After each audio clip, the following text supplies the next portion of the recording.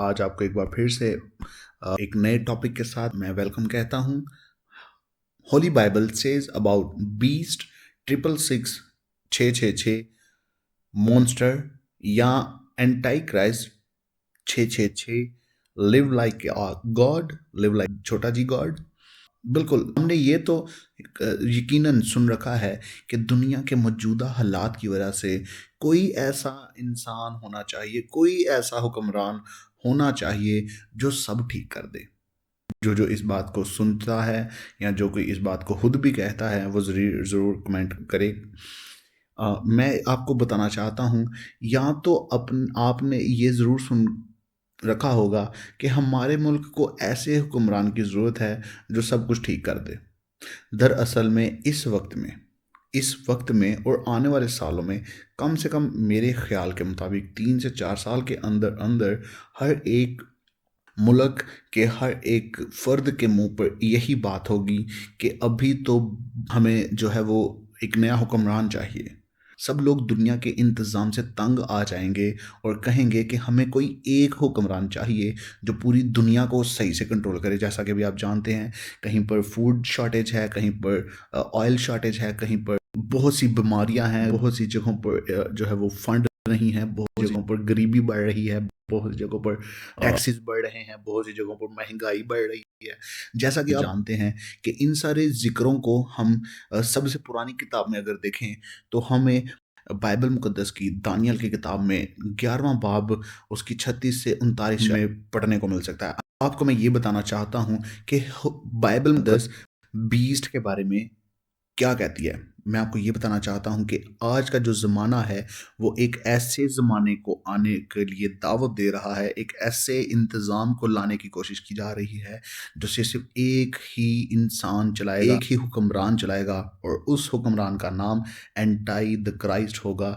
जो the Christ के entry जो है वो चलेगा, मुखालिफ चलेगा। पाक कलाम के हवाला को पढ़ें, फिर बाकी बाद में बात करते हैं।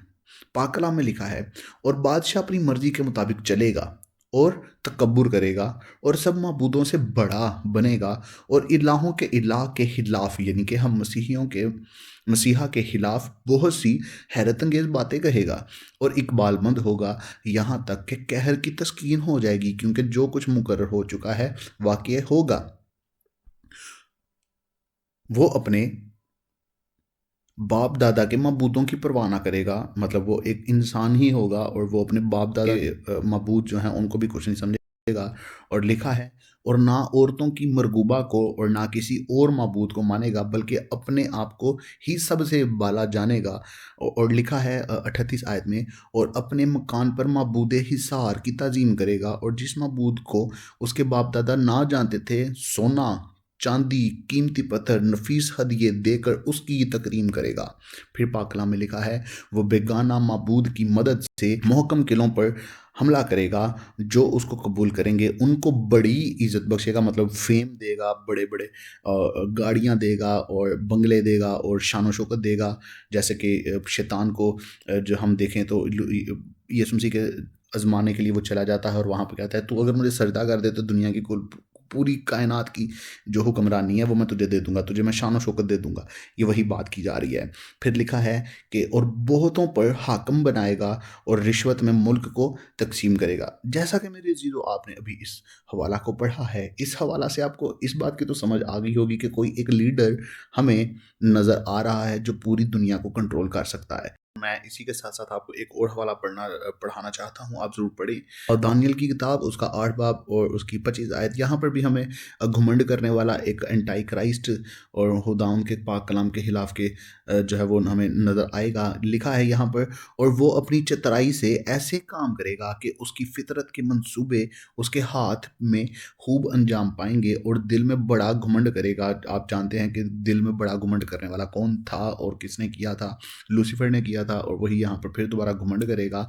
लिखा है, और सुलह के वक्त में बथेरों को हलाक करेगा, वो बादशाहों के बादशाह से, मतलब हम मसीहा से भी मुकाबला करने के लिए उठ खड़ा होगा, लेकिन बेहाथ हिलाए ही शिकस्त खाएगा। जैसा कि मेरे जीजो आप जानते हैं, जिनके पास कोई 4 पैसे इकट्ठे हो चुके हैं वो इंसान को इंसान नहीं समझते और खुदा खौफी के बगैर अपनी ज़िंदगी गुजारते हैं। वो नहीं देखते कि पाक कलाम में क्या लिखा है क्या नहीं लिखा, लेकिन वो अपनी ज़िंदगी दूसरे लोगों को देखकर ज़िंदगी जीते जाते हैं। और अगर हम अपने मसीहा की बात करें तो सदके जाएं अपने यीशु मसीह से, जिसने तमाम तर बातों को बाइबल मुकद्दस की किताबों में, बाइबल मुकद्दस की सच्चाइयों में लिख दिया है। आइए मेरे साथ निकालिए मत्ती की अंजील, उसका 24 बाब, उसकी 25 आयत। वहाँ पर हमें यीशु मसीह बहुत साफ तरीके से कहते हुए आते हैं कि देखो मैंने पहले ही तुमसे कह दिया है।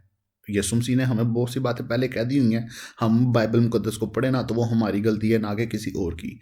26 आयत, बस अगर वो तुमसे कहें कि देखो वो बियाबान में है तो बाहर ना जाना, या देखो वो कोठरियों में है तो यकीन ना करना। ये मसीहा की बात हो रही है, क्योंकि जैसे बिजली पूरब से कूद कर पश्चिम तक दिखाई देती है, वैसे ही इब्ने आदम का आना होगा। देखें, ये अगर हम पूरा बाब पढ़ें तो झूठे मसीह का जिक्र हमें 24 आयत में नजर आता है, क्योंकि झूठे मसीह और झूठे नबी उठ खड़े होंगे और ऐसे बड़े निशान और अजीब काम दिखाएंगे कि अगर मुमकिन हो तो बरगुज़ीदों को भी गुमराह कर लेंगे। अब ये बरगुज़ीदों के लिए एक नई वीडियो मैं बनाने वाला हूँ, जिसका मैं लिंक आपको आगे जाकर दूंगा, ज़रूर आपने वो देखना है। यहाँ पर हमें जो है वो ज़रूर देखने को मिलता है। 28 आयत में लिखा है, जहाँ मुर्दार है वहाँ गिद्ध जमा हो जाएंगे। देखें जी, आने वाले वक्त में हमें नज़र आ रहा है कि एक ही बादशाह है और वो अपने साथ बहुत से लोगों को इकट्ठा करेगा, उनको इज़्ज़त देगा, उनको मुल्क के लिए तकसीम करने के लिए कह देगा, उनको बहुत सी इज़्ज़त और शान शौकत देगा।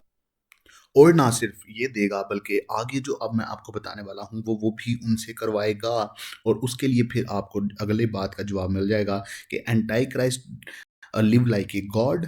तो जी, आइए मेरे साथ निकालिए यूहन्ना आरफ का मुकाशवा, जो बाइबल मुकद्दस में सबसे आखिर की किताब है, उसका 13वां बाब और उसकी 4थी आयत।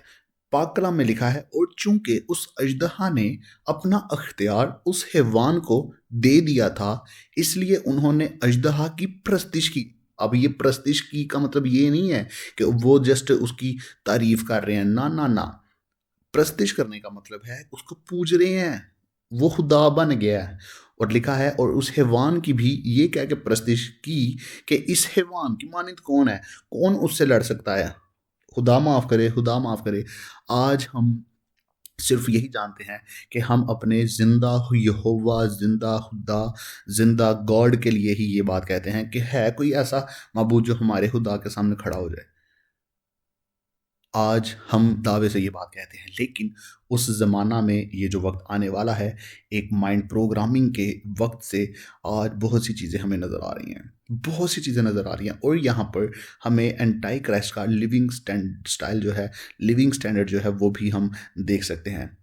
इस पर बहुत से पास्टर्स और मसीही रहनुमाओं ने सरमन तैयार किए हुए हैं, और मैं आपको बहुत से 2-3 सजेस्ट करूंगा। आप बिशप याकूब पाल का जो है वो सरमन सुन सकते हैं। आप यूट्यूब पर जाकर लिखिए Bishop Yakub Paul sermon about 666, आपको वो सुनने की ज़रूरत है। उसके बाद आप और भी बहुत से सुन सकते हैं, हमें नीचे लिंक डिस्क्रिप्शन में दे दूंगा। आइए मेरे अजीज़ों, मैं आपको एक बार फिर से दावत देता हूँ, जो लोग नए ईमानदारों में शामिल होना चाहते हैं, अपना नाम किताब हयात में यीशु की किताब में लिखवाना चाहते हैं, और अपने आप को खुदावंद के हवाला करना चाहते हैं, ताकि यीशु मसीह के गला में ज़्यादा से ज़्यादा भेड़ें शामिल हो सकें, वो ज़रूर कमेंट करें और अपने आप को हमारे साथ ज्वाइन करें। बरगुज़ीदा आजमाए जाएंगे और वो होना शुरू हो चुका है। आइए इस लिंक पर क्लिक करें और वीडियो देखें। God bless you all.